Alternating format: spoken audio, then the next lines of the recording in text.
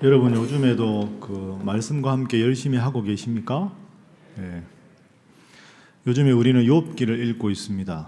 욥은 구약의 의로운 사람의 대명사고, 욥이 당한 고난은 하나님 앞에 의로운 사람도 누구든지 고통의 예외일 수 없다 하는 교훈을 우리가 늘 묵상하고 있습니다. 그런데 욥이 당한 고통도 자세히 읽어보면 순서가 있습니다. 맨 처음에 욥이 잃어버린 것은 재산이었습니다. 그 많은 육축을 하루아침에 잃게 되었습니다. 그리고 그와 동시에 그의 자녀들을 잃게 되었습니다. 7남 3녀가 어느 날 갑자기 다 함께 죽게 되었다. 이것은 도저히 받아들이고 수용하기 어려울 정도의 큰 충격입니다. 그리고 이어서 욥의 가정이 완전히 파괴가 되었습니다. 사랑하던 욥의 아내가 욥을 저주하고 떠나게 되었습니다. 그리고 마지막으로는 욥이 자신의 건강까지 잃게 되었습니다. 온몸에 종기가 나고 질그릇 조각으로 자신의 몸을 긁으며 잿더미에 뒹구는 비참한 신세가 되어버렸습니다. 자, 그런데 욥기의 분량은 총 42장까지 있습니다.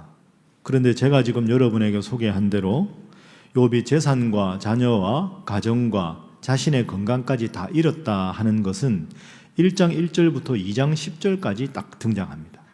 앞부분에 2장 10절까지 이 모든 내용이 등장하고 저 뒷부분에 가보면 37장부터 41장까지 하나님께서 욥에게 대답하시는 장면이 나오고 마지막 42장은 욥이 하나님 앞에 신앙을 고백하는 장면입니다. 자, 그러면 화면표를 한번 보시죠.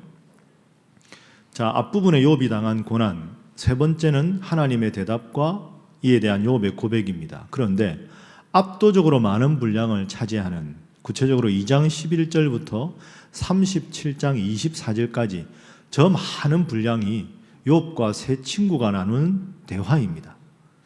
그런데 우리는 욥기를 기억하면 앞 뒷부분은 기억하지만 욥이 세 친구와 나눈 대화가 어떤 의미가 있는가 하는 것은 스쳐서 그냥 지나가기가 쉽습니다. 그래서 오늘 이 시간에는 욥기의 대부분의 내용을 차지하고 있는 욥과 그의 세 친구가 나누는 대화, 그 대화가 오늘 우리에게 주시는 하나님의 교훈이 무엇인가, 이것을 한번 살펴보도록 하겠습니다. 자, 먼저 욥의 세 친구가 욥을 방문한 이유입니다. 이 세 친구는 욥을 위로하기 위해서 왔습니다. 대만에서, 수아에서, 나아마에서, 저 먼 곳에서 욥이 고통을 당하고 있다는 소식을 듣고 위로하러 왔지요. 그 위로하러 왔다 하는 내용이 2장 11절부터 2장 13절까지 표현되어 있습니다. 2장 11절에 보면 세 친구는 욥을 위문하고 위로하기 위해서 찾아왔다, 이렇게 기록을 합니다. 그런데 세 친구가 약속이나 한 듯이 일주일 동안 위로하고 일주일 후부터는 욥을 위로하는 게 아니라 욥에 대한 태도가 돌변합니다. 위로 대신에 꾸짖기 시작합니다. 욥, 내가 지금 당하고 있는 이 끔찍한 고통은 너 스스로 하나님 앞에 잘못한 게 있어서 그렇다. 하나님 앞에 잘못해서 천벌을 받고 있는 거야. 내가 뭘 잘못했는지 하나님 앞에 낱낱이 실토해라. 이렇게 욥을 추궁합니다. 여러분, 욥은 지금 죽지 못해 살아가는 심각한 위기 상황인데 친구들이 오면 힘들고 어렵지만 잘 견뎌라고 위로해야 되지 않겠습니까? 그런데 이 세 친구가 돌아가면서 욥을 꾸짖습니다. 꾸짖는 핵심은 내가 잘못한 게 있으니까 천벌을 받는다. 이 주제를 친구마다 돌아가면서 계속 이야기하는 것이 2장부터 37장까지의 내용입니다. 자, 그 말을 듣는 욥이 얼마나 힘들었을까요? 얼마나 마음이 답답했을까요? 그래서 욥이 2절에서 친구들에게 이렇게 말합니다. 너희들은 소망이 아니라 재난을 주는 위로자들이다. 나를 위로하려면 슬픔을 헤아려야 하는데 나에게 도리어 재난을 말하는 위로자들이다. 자, 그러면 욥과 이 세 친구의 입장이 어떻게 다른가? 지난주에 우리가 함께 나누었던 존재와 소유, 이 두 가지 키워드를 가지고 한번 분석을 해보겠습니다. 욥의 입장은 이렇습니다. 나는 하나님께서 나를 세상에 보내시고 여전히 하나님을 사랑한다. 나의 존재는 하나님께 속한 것이다. 그런데 하나님 나에게 많은 소유를 주셨다. 그런데 이 모든 소유가 하루아침에 사라졌다. 내 소유가 사라졌다고 해도 나는 여전히 하나님께서 나를 지켜보고 계시고 나는 하나님을 사랑한다. 그 존재와 소유를 구분해서 소유가 없어져도 하나님 앞에 나는 의롭다. 이렇게 하는 것이 욥의 입장입니다. 욥의 친구의 입장은 이렇습니다. 하나님께서 이 많은 소유를 왜 빼앗아 가셨겠느냐? 그것은 너의 존재 자체가 잘못 서 있기 때문이다. 하나님 앞에 바로 서 있지 않았기 때문에 이 모든 소유를 빼앗겼으니 소유만의 문제가 아니라 존재 자체가 너는 문제가 있다. 이에 대해서 욥이 다시 항변합니다. 결코 그렇지 않다. 소유와 관계없이 나는 지금도 여전히 하나님을 믿고 있고 하나님 여전히 나를 바라보고 계신다. 자, 이 두 입장입니다. 그러면 욥의 친구들의 이 충고를 좀 더 자세하게 지금부터 살펴보겠습니다. 충고가 많지만 말씀드린 대로 한 가지 주제입니다. 너는 잘못해서 지금 천벌을 받고 있다. 이것이지요. 내가 그 모든 재산과 칠남 삼녀를 하루아침에 잃고 사랑하는 아내도 너를 떠나고 왜 온몸에 종기가 나서 이렇게 내가 고통 속에 신음하느냐? 하나님 앞에 잘못했기 때문이다. 잘못한 게 많아서 천벌을 받는다. 이 죄의 인과 응보서를 새 친구가 돌아가면서 이야기합니다. 자, 여러분에게 여쭙겠습니다. 내가 잘못한 게 많아서 천벌 받는다. 이 말이 맞는 말입니까? 틀린 말입니까? 일반적으로 우리가 생각하면 세상을 살아갈 때 잘못한 게 있으니까 형벌을 받는다. 이건 맞는 듯이 보입니다. 그러나 여러분, 결코 그렇지 않습니다. 설령 그렇더라도 친구가 위로하러 왔으면 그렇게 말하면 안 되지요. 욥, 얼마나 힘드냐. 야, 내가 입장 바꿔서 내가 너의 입장이라도 정말 힘들겠다. 그런데 하나님이 그래도 우리를 지켜보시지 않냐. 좀만 더 힘을 내자. 우리도 열심히 너를 위해서 기도하겠다. 힘내라 욥. 이렇게 위로를 주는 것이 친구의 마땅한 태도 아닙니까? 그런데 죽지 못해 살아가는 욥에게 잘못해서 천벌을 받는 것이다. 이렇게 말하는 것은 친구로서 바람직한 태도가 아니지요. 자, 그리고 여러분, 지금부터 제가 말씀드린 걸 잘 한번 생각해 보십시오. 우리가 정확하게 구분해야 될 게 있습니다. 욥은 욥기를 읽으면 자신이 죄인이라는 것 인정합니다. 그렇지만 욥이 인정하지 않는 게 있습니다. 내가 죄를 많이 지었기 때문에 벌을 받는 것은 아니다. 인정하지 않습니다. 자, 다시 구분합니다. 욥은 내가 하나님 앞에 죄인이다. 인정하지요. 그러나 내가 지은 죄가 많아서 지금 벌을 받는 것이다. 인정하지 않습니다. 여러분, 그것은 성경적인 입장이 결코 아닙니다. 자, 이렇게 한번 생각해 보시죠. 내가 지은 죄가 많아서 내가 벌을 받는다. 그러면 뒤집어 말하면 욥이 이 고난을 받기 전에 칠남 삼녀와 다복한 가정을 누리고 그 많은 육축을 거느릴 수 있었던 것은 욥이 의로워서 그런 겁니까? 아니지요. 내가 죄를 지으면 하나님께서 벌을 내리고 내가 의롭게 살면 하나님께서 복을 내린다. 그게 아닙니다. 우리 중에 그 누구라도 내가 의롭게 살아서 복을 받는다 말할 수 있는 사람은 단 한 사람도 없습니다. 그러니 여러분, 내가 죄인이라는 고백은 우리에게 마땅한 고백입니다. 그러나 여러분이 인생을 살아가다가 힘들고 어려운 고통을 만났을 때 지은 죄가 많아서 하나님께서 형벌을 내리신다. 이렇게 생각하시면 안 됩니다. 그런 하나님은 사랑의 하나님이 아니지요. 하나님이 마치 저울을 딱 달아서 죄의 무게를 달아서 죄가 적으면 이만큼 벌을 내리고 죄가 많으면 이만큼 벌을 내리고 그런 하나님이면 무서워서 우리가 어떻게 그런 하나님을 믿겠습니까? 그래서 욥기를 우리가 읽으면서 정확하게 새겨야 될 두 문장을 여러분에게 소개합니다. 화면 보겠습니다.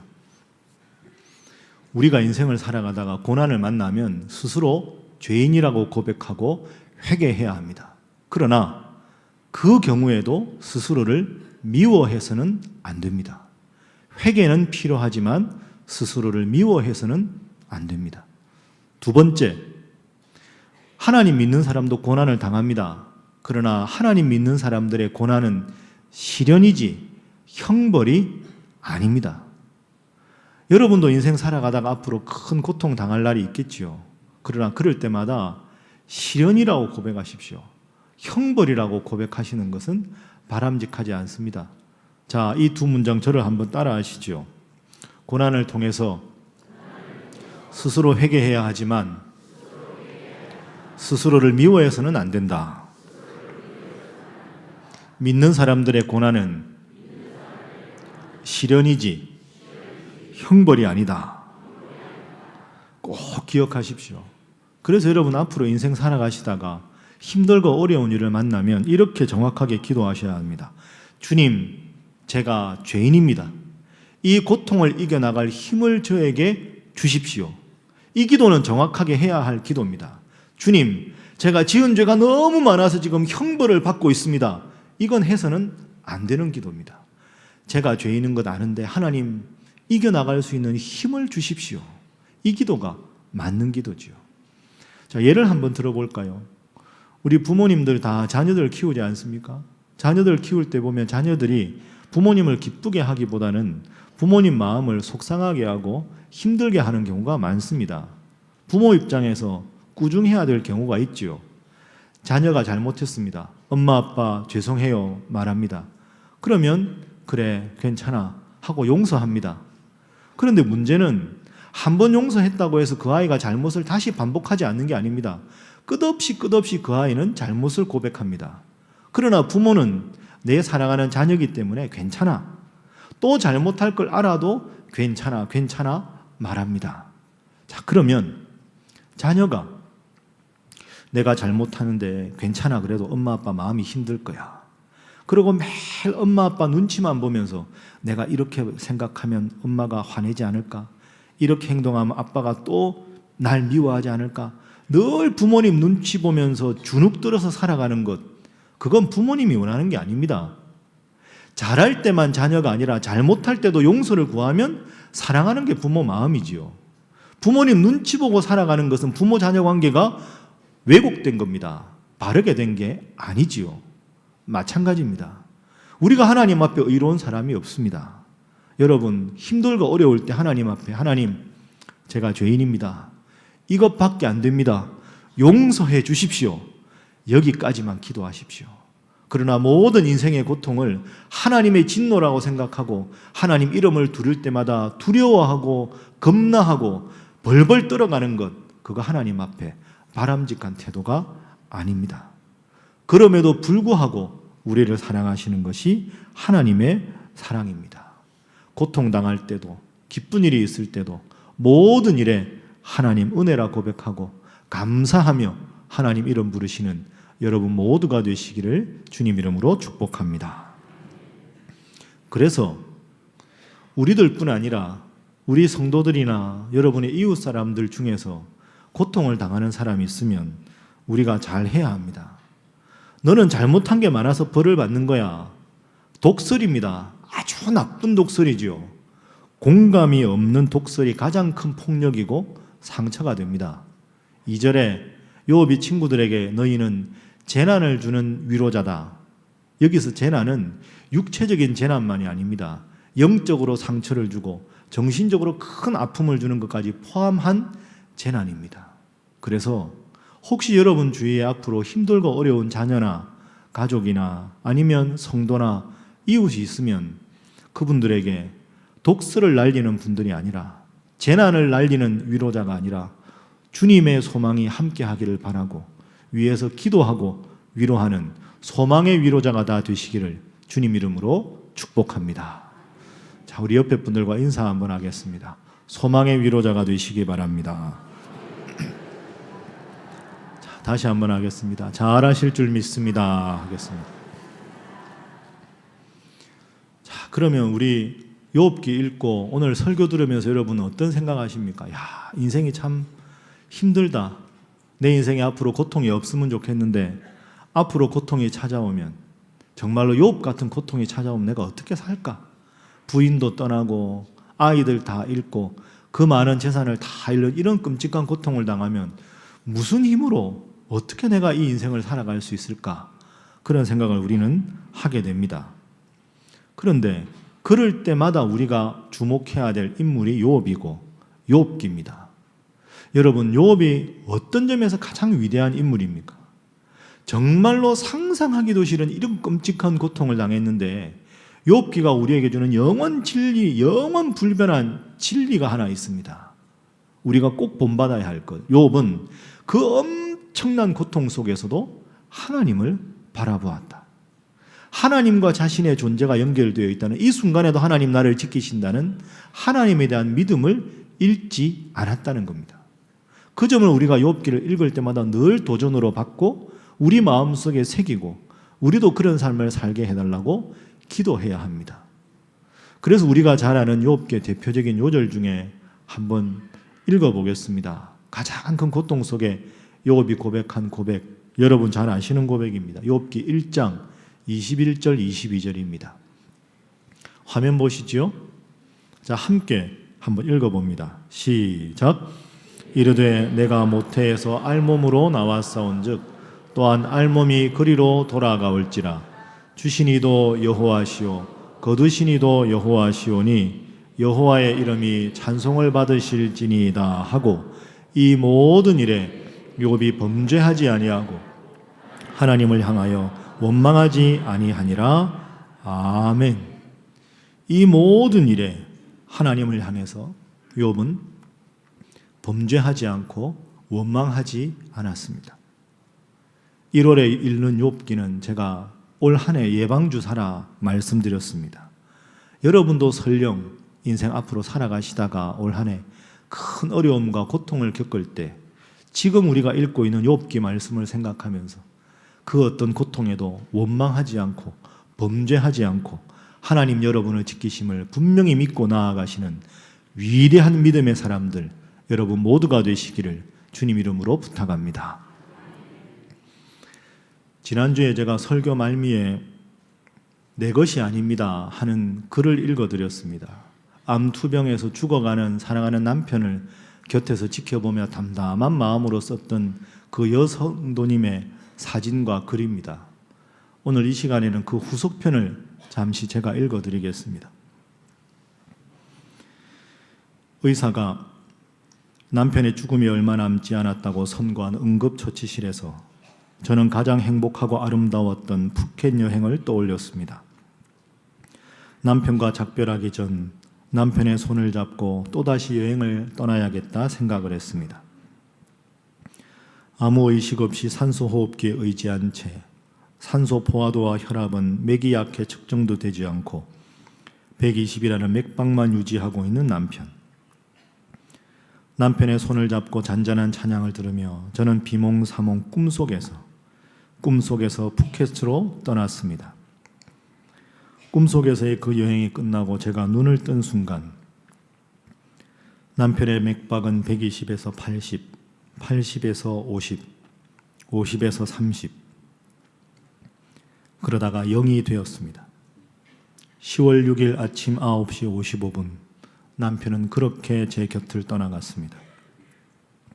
자는 듯이 평화롭게 마지막 한숨도 들이쉬지 않은 채 눈물 한 방울만 떨어뜨린 채 그렇게 가버렸습니다. 저는 남편이 이렇게 빨리 제 곁을 떠나리라고는 한 번도 생각해 보지 않았습니다. 그래서 영정사진 또한 준비하지 못했지요. 남편의 영정사진을 위해 핸드폰을 뒤지다가 아들내미 공개 수업 때 찍은 이 사진을 발견했습니다. 남편의 영정사진은 바로 이 사진을 가지고 만든 거랍니다. 요즘 기술이 좋아서 이 사진을 가지고 양복 입은 영정사진을 뚝딱 잘도 만들어내더군요. 전 이때 이후로 늘 하나님이 제 삶에 개입하고 계심을 느낍니다. 하나님은 제 남편 대신 모든 걸 살갑게 챙겨주고 계십니다. 제가 밥이 안 넘어가서 죽이 먹고 싶다 이렇게 생각하면 여기저기서 죽이 배달되어 오고 맛있는 김치가 먹고 싶다 생각하면 어김없이 너무나 맛있는 김치를 친구가 보내줍니다. 돈이 갑자기 필요해서 은행에 돈을 찾으러 가야겠다 생각하면 길에서 마주친 아버님이 저 주려고 은행에 돈 붙이러 가는 중이었다고 제가 필요했던 금액을 바로 꺼내 주십니다. 그래서 저는 울 수가 없습니다. 슬퍼할 수가 없습니다. 너무나도 살뜰하게 저를 보살펴 주었던 남편 이상으로 하나님이 저를 돌봐주시니 불평할 수가 없습니다. 원망할 수도 없습니다.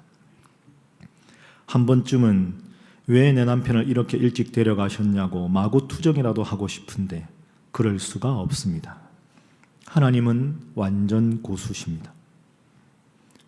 저는 오늘도 하나님께 기도합니다. 하나님이 내 남편을 데려가셨으니 하나님이 내 남편이 되어주세요. 내 아이들의 아버지가 되어주세요. 이 험악한 세상에서 남편 없는 제가, 아빠 없는 아이들이 상처받거나 외롭지 않도록 하나님이 더 큰 울타리가 되어주세요.